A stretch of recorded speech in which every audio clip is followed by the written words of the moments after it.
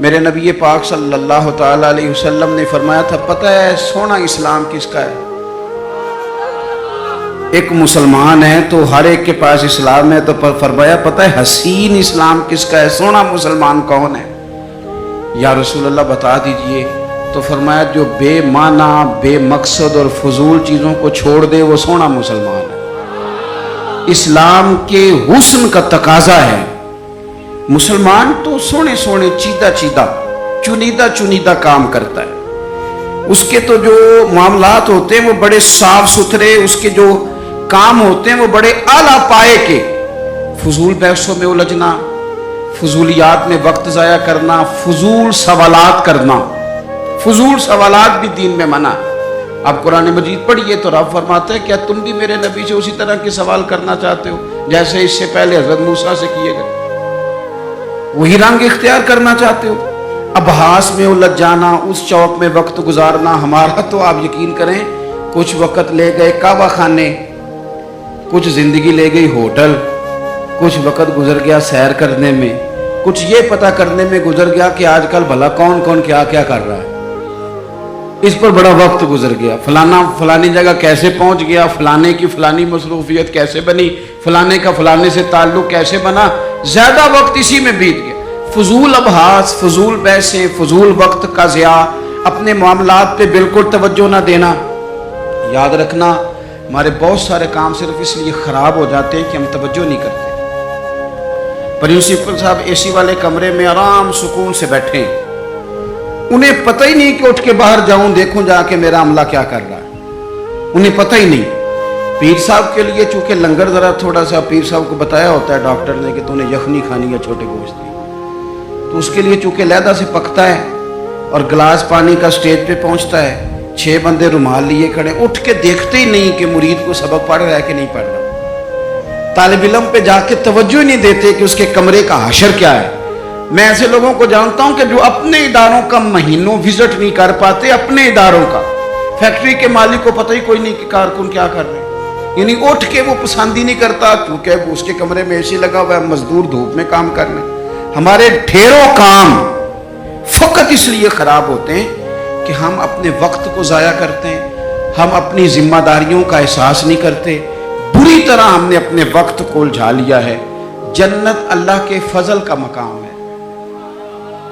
جنت میں انسان کو نہ من چاہی چیزیں ملیں گی،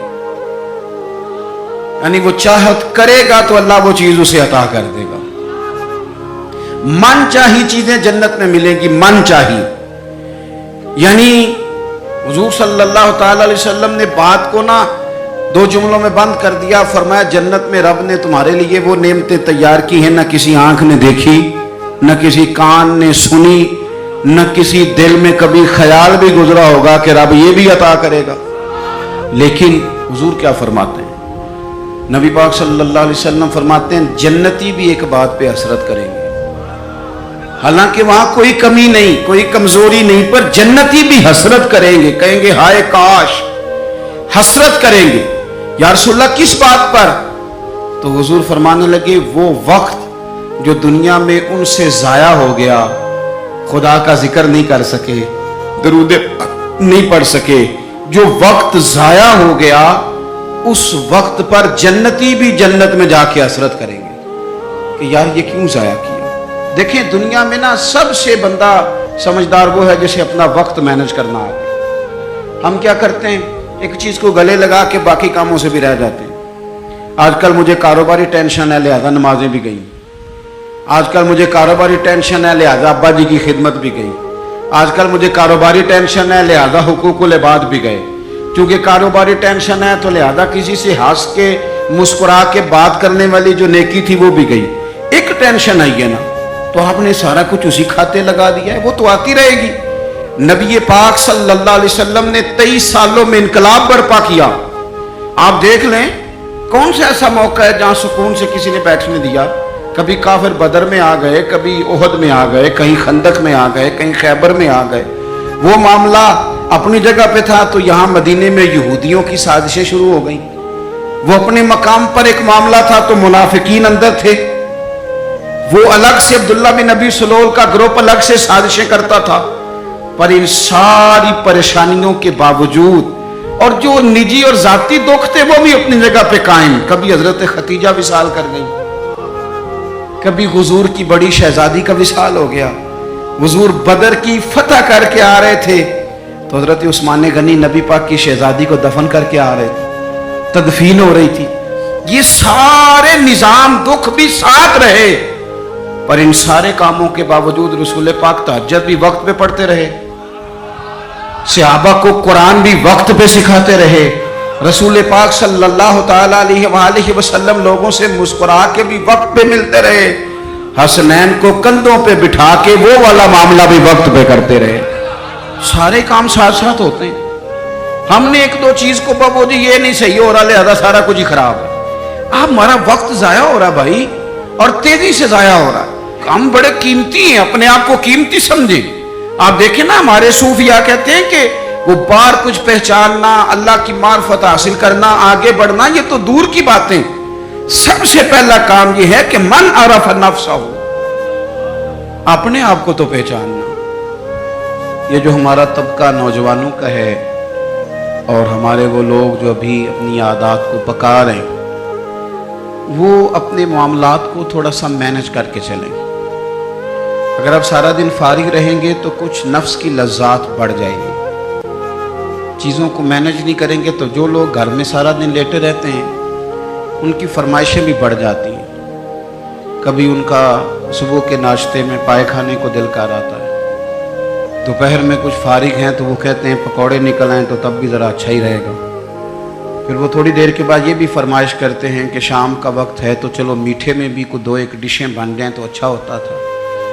तो ये मसरूफियत फिर उन्हें ना अगले कुछ महीनों में डॉक्टर के पास ले जाती है, ये वाली मसरूफियात। चूँकि आपने चीज़ों को मैनेज नहीं किया, वक्त का ताजुन नहीं किया। जो लोग पाबंदी से फजर की नमाज पढ़ने के आदी हों, पाबंदी से, वो जहन बना लें कि आप 2-3 दिन अगर आपने पाबंदी से अलार्म लगाया ना कि मुझे 3:45 उठना है, तो मेरा ख्याल है कि 3 या 4 दिन अलार्म बजेगा, 5वें दिन आप खुद ब खुद जाग जाएंगे। और फजर के बाद जब आप वाक करके लौटें और फिर आपका ख्याल हो कि मैंने कुछ तिलावत भी करनी, आपका ताजुन हो वक्त का। और ये रिवाज आपकी वजह से बच्चों में मुंतकिल होगा, आपकी वजह से। हमारे उस्ताद फरमाया करते थे, मेरा बस चले तो मैं तालिब इल्मों को हफ्ते में एक छुट्टी ना दूं। हम लोग ज़रा थोड़े से परेशान होते हैं कि भाई उस्ताद जी मतलब कहते हैं कि हफ्ते बाद भी छुट्टी ना हो, हालांकि छुट्टी तो होनी चाहिए। वो क्या फरमाते थे, वो कहते थे जिस दिन छुट्टी होती है शेड्यूल ख़राब हो जाता है, बच्चों का अगले दिन भी मदरसे आने को दिल नहीं करता।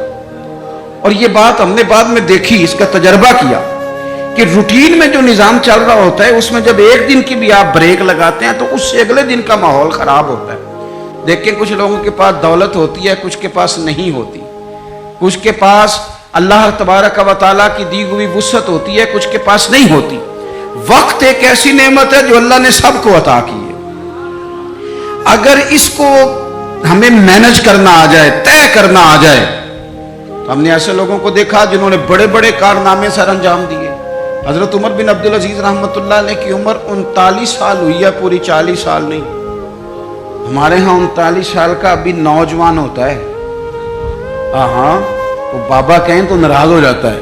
39 साल उम्र, 39 साल उम्र मुबारक थी जिसमें उन्होंने रोज 5 सिपारे कुरान पाक भी पढ़ लिया, कई लाख बार दुरूद शरीफ भी पढ़ लिया। उन्होंने अपने पूरे अहदे हुकूमत में बड़े बड़े सराय कायम किए, बड़ी बड़ी मसाजिद बनाई। जो पिछले बादशाह उनसे पहले गुजरने वाले अदल नहीं करते थे, वो सारी खराबियां दूर करके उन्होंने अदल भी कर दिया।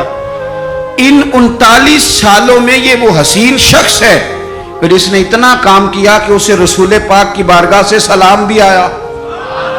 इतने बड़े काम करके, इतने बड़े काम करके वो 39 सालों में अल्लाह के हुजूर भी हाजिर हो गए और सदियां बीत गईं। खतीब मिंबरों पर बैठ के उनकी तारीफें करते हैं, उनकी मिसालें दी जाती हैं, उनके तज़किरे किए जाते हैं, उनके अहवाल बयान किए जाते हैं। वजह क्या थी? वक्त नहीं ज़ाया किया, टाइम नहीं ज़ाया किया। आप यकीन करें, इतना वक्त है हमारे पास, इतना वक्त है, फलानी चीज़ का भी हमें पता है, फलानी चीज़ का। हज़रत बाबा फरीदुद्दीन गंजे शकर रहमतुल्लाह ताला अलैह آپ دلی میں رہتے تھے اپنے مرشد شیخ قطب الدین بختیار کاکی کی بارگاہ میں. تو ایک بندہ دور سے کہیں آیا تو اس نے بابا صاحب سے کہا فلانے محلے جانا ہے. فرمانے لگے مجھے نہیں پتا اس کا. وہ کہنے لگا آپ دلی میں نئے آئے ہیں. فرمایا نہیں سالوں بیت گئے. تو کہا پھر آپ کو اس محلے کا نہیں پتا. کہنے لگے 2 گلیوں کا پتا ہے, ایک قطب کے گھر جاتی ہے, دوسری واپس آتی ہے, تیسری کا نہیں پتا. وہ تو فارغ لوگ ہیں جو گھومیں گے, ادھر جائیں گے ادھر جائیں گے. ہماری تو جو ڈیوٹی ہے ہم ڈیوٹی کر رہے ہیں. اپنی زندگی میں اوقات کا اتنا ضیاع ہے, اتنا ضیاع ہے, اتنا ضیاع, حد ہو گئی. ہمارے بزرگوں نے جو اب وہ کتابیں لکھ گئے جو ہم سے پڑھی نہیں جاتی, اتنی اتنی بڑی ہیں, لوگ پڑھ نہیں پاتے ساری زندگی میں. اعلیٰ حضرت فاضل بریلوی نے 1000 کتاب لکھی ہے, اور ایسے نہیں لکھ دی کہ 4 کتابیں رکھی تو 5ویں اس میں سے نکل آئی, ایسے نہیں, بلکہ انہوں نے ایک کتاب لکھی ہے جس کو کھولا جائے تو کئی جلدوں میں کتابیں بنتی ہیں. کیسے لکھا؟ وقت مینج تھا.